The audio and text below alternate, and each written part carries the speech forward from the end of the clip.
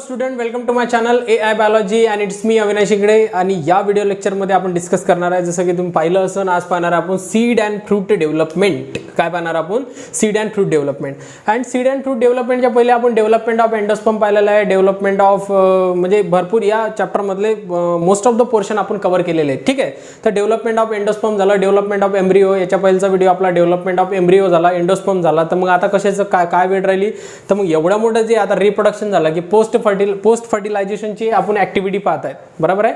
तर मग post fertilisation मध्ये आपण काय बघितलेलं आहे की डेव्हलपमेंट ऑफ एंडोस्पर्म बी पाहिलं आणि डेव्हलपमेंट ऑफ आपण एम्ब्रिओ पण पाहिलं. तर मग दोन्ही गोष्टी असल्यानंतर आपलं सीड फॉर्मेशन तर झालं पाहिजे. आता कशाची वाट? झायगोट. म्हणजे आपण जर झायगोटच्या पहिले आपण जर मग बघितलं तर आपण काय बोललं, गॅमेट्स बनवले. गॅमेट्स बनवल्यानंतर त्याच्यासाठी एजंट पाहिले. एजंट पाहिल्यानंतर त्याच्यामध्ये फ्युजन झालं, म्हणजे एजंट आले, एजंटनं आपल्याला गॅमेट्स आणून दिले. मग फर्टिलायझेशन झालं आणि फर्टिलायझेशन नंतर काय झालं, डेव्हलपमेंट ऑफ एंडोस्पर्म झालं, जे की आपल्याला न्यूट्रिशन सप्लाय करण. पहिले आपल्याकडे न्यूसेलस होता, न्यूसेलस पासून आपल्याला न्यूट्रिशन सप्लाय करण्यासाठी कशाची जरूरत पडली? तुमच्या एंडोस्पर्मची जरूरत पडली. आणि एंडोस्पर्म नंतर पण आपल्याला जरूरत पडणार आहे न्यूट्रिशनची, जे की आपल्याला डायकॉट्स जे की कॅटॅलोडॉन्स आहेत ते काय करणार, आपल्याला न्यूट्रिशन सप्लाय करण्याचं काम करणं. सगळ्या गोष्टी आपल्या झालेल्या आहेत. ठीक आहे, सगळ्या गोष्टी तयारी झालेल्या आहेत. या व्हिडिओमध्ये आपल्याला काय करायचं आहे, मग फायनल जी गोष्ट आहे सीड अँड फ्रूट डेव्हलपमेंट. हेच जे युनिट राहते जे की मायग्रेशनसाठी आणि ऑफस्प्रिंग डेव्हलपमेंट करण्यासाठी यूज केल्या जातात. कशामध्ये? तुमच्या प्लांटमध्ये. लक्षात इथपर्यंत कशामध्ये? तुमच्या प्लांट्समध्ये.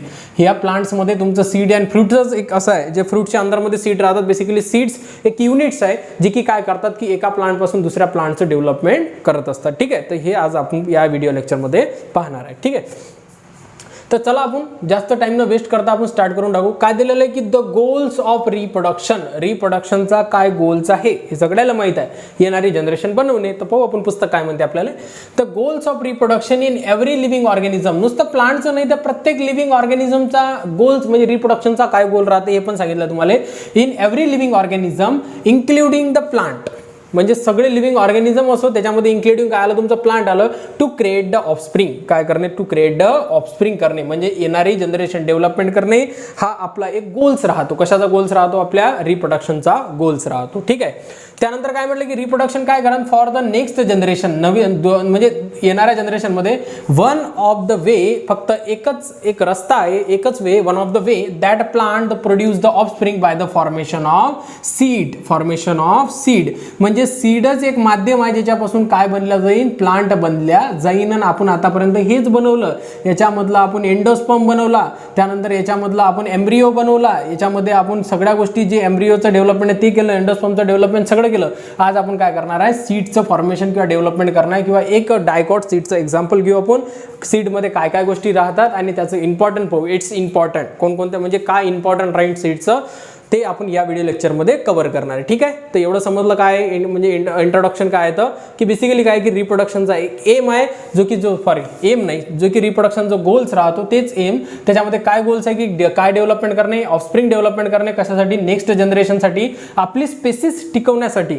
स्पेसिस टिकवण्यासाठी किंवा स्पेसिस कंटिन्यू ठेवण्यासाठी कोणती प्रोसेस काम करते? तुमचं रिप्रोडक्शन काम करते. ठीक आहे, आणि प्लांटमध्ये एकच रस्ता आहे तुमच्या जनरेशन हे करायचा. आता व्हेजिटेटिव्ह रिप्रोडक्शन पण आहे, पण जनरली जे म्हणजे सेक्शुअल रिप्रोडक्शनला फॉलो करतात ते कशाने ऑफस्प्रिंग डेव्हलपमेंट करतात? तुमच्या सीड पासून ऑफस्प्रिंग डेव्हलपमेंट करत असतात. ठीक आहे, इथपर्यंत लक्षात आलं. ठीक आहे, तर चला आपण एक एक्झाम्पल पाहू आपण डायकॉट सीडचं, जे की एक बीजचं एक एक्झाम्पल आहे. ते एक्झाम्पल आपण या व्हिडिओमध्ये पाहणार आहे.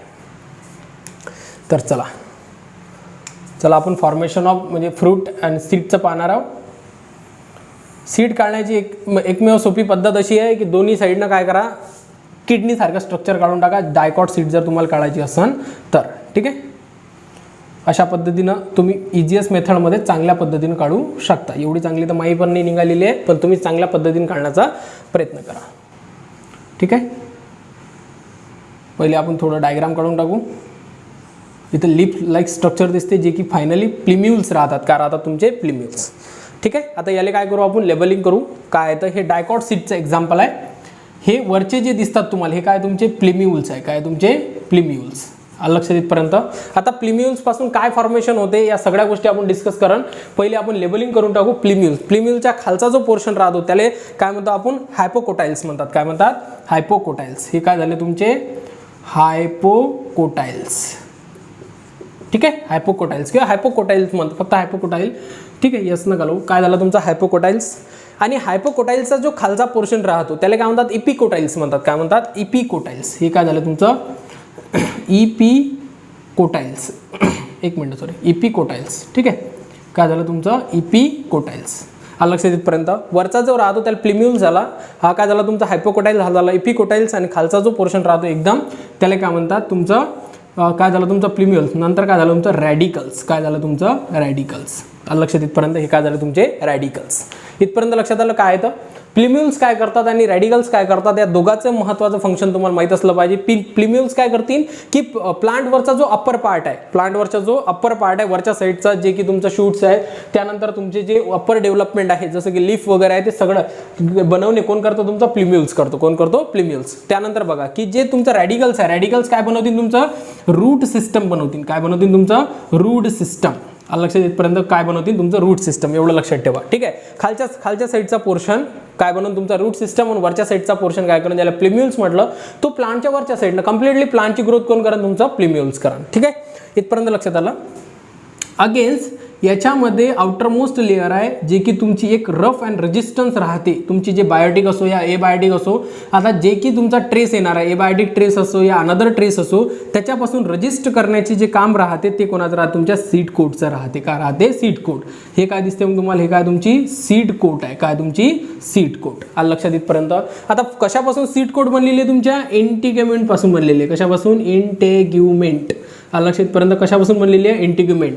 तुम्हाला माहिती आहे की सीड आपण ज्यावेळेस आपण स्ट्रक्चर बघितलं तर त्याच्यामध्ये इनर इंटिग्युमेंट आणि आउटर इंटिग्युमेंट होतं. तर इंटिग्युमेंट त्यावेळेस मी सांगितलं होतं की जे इंटिग्युमेंट आहे त्या इंटिग्युमेंट पासूनच काय बनणार आहे, सीड कोटचं फॉर्मेशन होणार आहे. लक्षात. ओहुलचं ज्यावेळेस आपण स्ट्रक्चर बघितलं त्याच्यामध्ये इंटिग्युमेंट होतं, त्याच्यापासूनच काय होणार आहे, सीड कोट. जे की तुम्हाला आउटर मोस्ट एखादी बी, जर बीनचं, हे जर बीनचं एक्झाम्पल्स आहे त्याच्यामध्ये जर आपण एखादी बीचं जर कोणत्याही सीडचं जर आउटर मोस्ट कवरिंग बघितली, थोडी हार्ड कवरिंग राहते, ज्याचं कामच प्रोटेक्शन करणे, म्हणून ते काय राहते, हार्ड राहते, म्हणून त्याला seed coat, outer most layer. ठीक आहे. अगेन्स्ट बघा, हा झाला तुमचा सीड कोट्स. आणि याच्यामध्ये हे राहते तुमचं कॅटेलोडॉन. हे काय राहते तुमचे कॅटेलेडॉन. ठीक आहे, हा कॅटेलेडॉन. अनदर इकडल्या साईडनं पण काय राहते, तुमचा कॅटेलेडॉन राहते. काय राहते तुमचा कॅटेलेडॉन. ठीक आहे. आता कॅटेलेडॉन प्लस कॅटेलेडॉन यालाच काय म्हणतो आपण, किती कॅटेलेडॉन प्रेझेंट आहे याच्यामध्ये, 2 प्रेझेंट आहे. ठीक आहे, मोनो म्हणून काय म्हणतात, मोनो प्लस मोनो, 1 प्लस 1 काय होतं तुमचे 2, म्हणून या सीडले काय म्हणतात, डायकॉट्स पण सीड असे म्हणतात. काय म्हणतात, डायकॉट सीड. ठीक आहे. जास्त फिरून न सांगायचं म्हणलं किंवा जर आपण एकदम इझिएस्ट कॉन्सेप्टमध्ये जर म्हटलं तर डायकॉट सीड म्हणजे बेसिकली तसे सीड जे की 2 भागामध्ये तुटल्या जातात. लक्षात. जसं की ग्रीन ग्राम आहे, ब्लॅक ग्राम आहे, रेड ग्राम्स आहे. These are the example of the dicot seeds. लक्षात इथपर्यंत. आणि मोनोकॉट सीड्स म्हणजे नेमकं काय, जसे हे सीड्स जे की मनामधून तुटत नाही, जसं की राईस झालं, वीट झालं, आपण जे गहू वगैरे खातो त्यानंतर आपला जो तांदूळ वगैरे आहे, rice, these are the example of the monocots. And dicot seeds म्हणजे नेमकं काय, जे की मनामधून तुटल्या जातात. ठीक आहे. जसं एक्झाम्पल मी काय सांगितलं, red gram, green gram, black gram वगैरे, हे सगळे एक्झाम्पल कशाचे आहे, तुमच्या डायकॉट सीडचे आहे. ठीक आहे. इथपर्यंत लक्षात आलं काय आहे तर. ठीक आहे. तर हे झालं तुमचं डायकॉट सीडचं एक्झाम्पल 1. ठीक आहे. तर प्लिम्युल्स काय करीन, वरचं सिस्टम बनवून, जे की तुमचं काय आहे, तुमचं प्लांट. त्यानंतर रॅडिकल्स काय बनवून तुमचं रूट सिस्टम. सीड कोट काय करा, तुमचं जे की बाहेर बायोटिक ट्रेस असो या एबायोटिक ट्रेस असो त्याच्यामध्ये म्हणजे प्रोटेक्शन करण्याचं काम करा, रजिस्ट करण्याचं काम करा. आणि जे की कॅटेलोडॉन्स आहेत ते काय करा, याच्यामध्ये फूड सप्लाय करण्याचं काम करतील. लक्षात द्यायचं इथपर्यंत. आणि हा जो टोटल्स राहतो, हा टोटल एक एम्ब्रिओ आहे. काय तुमचा एम्ब्रिओ. काय तुमचा एम्ब्रिओ. लक्षात इथपर्यंत. तर याच्यानंतर बघा, इथपर्यंत लक्षात आलं. आता याच्यानंतर पाहणार आपण याचं इट्स इम्पॉर्टंट, म्हणजे याचं काय महत्त्व तुम्हाला दिलेलं आहे. ठीक आहे. आताच आपण काय बघितलं, डायकॉट सीडचं एक्झाम्पल बघितलं की फॉर्मेशन ऑफ कशा पद्धतीने फॉर्मेशन होतात, म्हणजे वेगवेगळ्या पार्टचं काय इम्पॉर्टन्स आहे, प्लिम्युल्स काय करतात आणि त्यानंतर काय रॅडिकल्स काय असतात. लक्षात ठेवा की प्लिम्युल्स नेहमी वरचा पार्ट बनवत असतो प्लांटचा. आणि रॅडिकलचं स्पेलिंग आर पासून स्टार्ट होतं. तर लक्षात ठेवा की आर म्हणजे रूट्स होतात. रूट सिस्टम काय करतात, ते डेव्हलपमेंट्स करतात. ठीक आहे. तर अशा वेरियस गोष्टी आपण बघितल्या आहे की फॉर्मेशन ऑफ सीड्स अँड फ्रुट्समध्ये. ठीक आहे. तर मग फॉर्मेशन झाल्यानंतर आज आपण काय, आता त्याच्यानंतरच्या टॉपिकमध्ये काय बनणार आहे की significance of of seed and fruit development काय दिलेलं आहे की सिग्निफिकन्स म्हणजे काय होते, महत्व होते. सिग्निफिकन्स म्हणजे महत्व, इम्पॉर्टन्स आपण ज्याला म्हणतो, इम्पॉर्टन्स ऑफ सीड्सचं काय इम्पॉर्टंट आहे, फ्रूटचं काय इम्पॉर्टंट आहे की ते फॉर्मेशन होत आहेत. आता त्याचं एवढं मोठं आपण तयारी करून त्याला डेव्हलपमेंट केलेलं आहे, गॅमेट्स बनवले, गॅमेट्स बनवल्यानंतर एजंट वगैरे फर्टिलायझेशन, पोस्ट फर्टिलायझेशन ऍक्टिव्हिटी बघितली आणि त्याच्यापासून एक सीड अँड फ्रूट डेव्हलपमेंट झालं, तर त्याचं भरपूर इम्पॉर्टंट असणच ना. तर ऑब्व्हियसली गोष्ट की त्याच्याकडे एनर्जी आहे, त्याच्यामध्ये एनर्जी आहे, तर जे की आपल्या फूड चेनमध्ये प्रोड्युसर्स हे राहतात आणि फायनली हे काय करतात, एकापासून दुसऱ्याकडे एनर्जी ट्रान्सफर करतात. पण तो पार्ट वेगळा आहे. पण आपल्याला इम्पॉर्टन्स कशामध्ये पाहायचं आहे, प्लांटमध्ये काय इम्पॉर्टंट आहे, प्लांटनं बनवलेलं आहे, ते प्लांटनं बनवलेलं आहे, तर प्लांटचं इम्पॉर्टंट पाहा लागेल याच्यामध्ये काय महत्व आहे बा फ्रूटचं. ठीक आहे, तर जास्त टाइम न वेस्ट करता चला आपण अगेन्स काय करू, हे इम्पॉर्टन्स पाहू. ठीक आहे, तर काय दिलेलं आहे की fruits provide the nourishment to the development of seed. पहिले कशाचं इम्पॉर्टंट दिलेलं तुम्हाला, फ्रूटचं इम्पॉर्टंट दिलेलं आहे. फ्रूट कशासाठी राहते, फळ कशासाठी राहते, आपण नरिशमेंट प्रोव्हाइड करण्यासाठी, बेसिकली पोषण, ज्याला आपण पोषण न्यूट्रिएंट म्हणतो, जे की मॅच्युरेशनसाठी जे न्यूट्रिएंट लागन कोणाले, तुमच्या सीडले, तर ते कोण प्रोव्हाइड करते, द फ्रूट प्रोव्हाइड करते. हे फर्स्ट इम्पॉर्टन्स अँड सिग्निफिकन्स आहे तुमच्या फ्रूटचं. ठीक आहे, अगेन्स्ट काय दिलेलं आहे त्याच्यामध्ये की फ्रूट्स प्रोटेक्ट, काय दिलेलं आहे, प्रोटेक्शन. फ्रूट काय करते म्हणतात, म्हणजे आपलं जे फ्रूट्स आहे ते काय करते म्हणजे प्रोटेक्शन करते. कोणाला प्रोटेक्शन करते, द सीडले प्रोटेक्शन करण्याचं काम कोण करते, तुमचा फ्रूट करते. इन द इमॅच्युअर कंडिशन, ज्यावेळेस एखादे सीड इमॅच्युअर कंडिशन मध्ये राहते, तर त्यावेळेस इमॅच्युअर कंडिशन मध्ये प्रोव्हाइड म्हणजे प्रोटेक्शन करण्याचं काम कोण करण, तुमचं फ्रूट करण. कोण करण, फ्रूट. आता ऑब्व्हियसली गोष्ट आहे की एखादा सीड जर मॅच्युअर झालं, तर मॅच्युअर झाल्यानंतर तो स्वतःच एक एबल होतो ज्याच्यामध्ये एबायोटिक ट्रेस झेलण्याची ॲबिलिटी येऊन जाते. जसं की हाय लाईट ऑफ इंटेन्सिटी असन, लाईट भरपूर जास्त असन, लाईट जास्त असन किंवा वाइंड असन, आणि तर जेवढे बी एबायोटिक एजंट आहे, टेम्परेचर वगैरे, त्याच्यापासून रेजिस्टन्स ते ऑल म्हणजे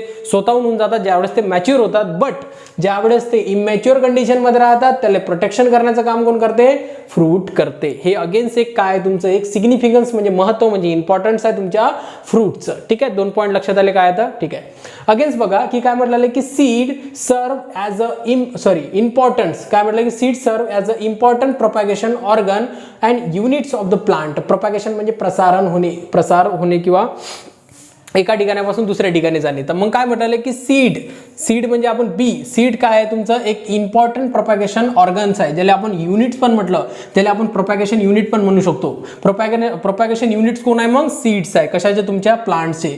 प्लांट्स एका ठिकाणापासून दुसऱ्या ठिकाणी जातात, तर त्याचं जे मेन कारण राहते ते राहते तुमची सीड्स. लक्षात इथपर्यंत हा झाला तुमचं सीडचं इम्पॉर्टंट. कशामध्ये, तुमच्या प्लांटमध्ये. प्लांटनं यायनं बनवलेलं आहे, तर मग प्लांटच्या स्पेसिस कंटिन्यू ठेवा लागतील ना. मग स्पेसिस कंटिन्यू कोण ठेवन, तर तुमचं कोण ठेवन, तुमचा सीड ठेवन. आणि सीड जे आहे ते काय तुमचं इम्पॉर्टंट प्रोपॅगेशन आहे, प्रसारण करण्यासाठी. अगेन्स्ट बघा काय म्हटलेलं त्याच्यानंतर की seed and fruits, last important आहे याच्यामध्ये, seeds and fruit development special device. हे एक स्पेशल डिव्हाइस आहेत म्हणतात. कोणकोणते, एक आहे तुमचा फ्रूट आणि एक आहे तुमचा सीड. हे दोन्ही पण काय एक स्पेशल डिव्हाइस आहे for the dispersal and thus the help of distribution of the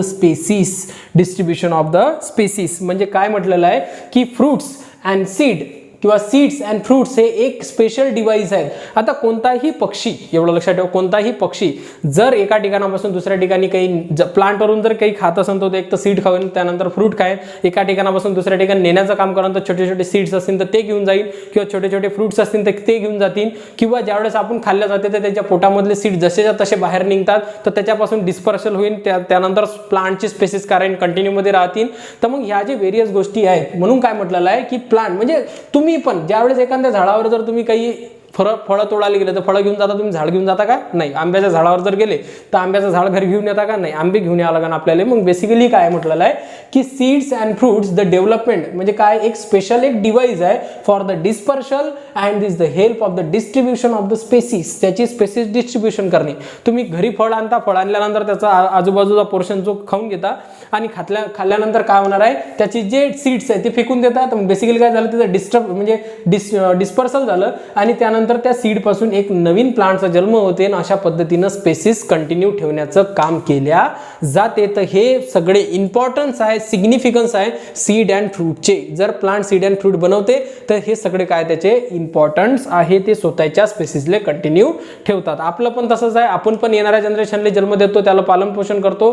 त्याचं कारण काय की ते आपली स्पेसिस काय करतील, कंटिन्यू मध्ये ठेवतील. लक्षात येतपर्यंत ठीक आहे. तर हे झालं तुमचं significance of seed and fruit development. ठीक आहे. जर तुम्हाला लेक्चर जर तुम्हाला इझिएस्ट वाटत असेल तर तुम्ही नक्की चॅनलला सबस्क्राईब करा, कारण की या चॅनलवर मी तुम्हाला कम्प्लिटली स्टेट बोर्डचा सिलेबस शिकवणार आहे. ठीक आहे. आणि जर तुमचे काहीही डाऊट्स असतील तर तुम्ही कमेंट सेक्शन तुमच्याकडे ऑलरेडी ओपन आहे, तर तुम्ही कमेंट्स करा, मी नक्की तुमच्या कमेंटचा आन्सर देणार.